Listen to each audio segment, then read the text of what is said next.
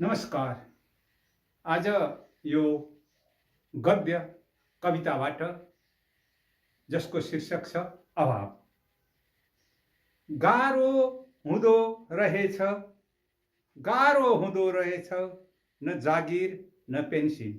गाह्रो हुँदो रहेछ, न जागिर न पेन्सन, न आफ्नो बचत, न कुनै नियमित स्रोत। अरूसँग म कसरी भनौँ? अब त आफैले आफैलाई भन्न पनि लाज लागिसक्यो।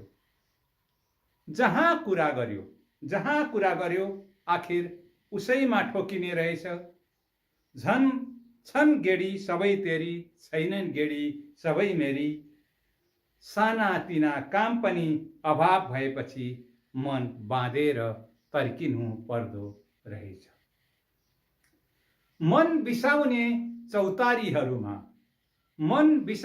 चौतारीहरूमा रुखले सूर्यलाई छेक्यो, मैले रुखलाई छेकेँ।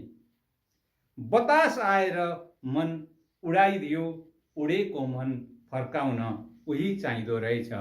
उडेको मन फर्काउन उही चाहिँदो रहेछ।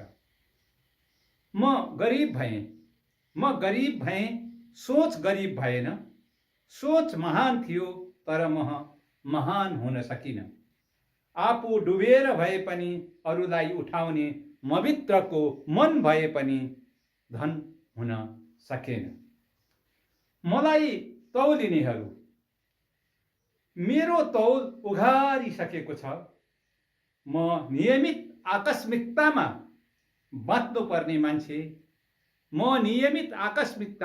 बाँच्नुपर्ने मान्छे, हाँस्नुपर्ने मान्छे, मभित्रको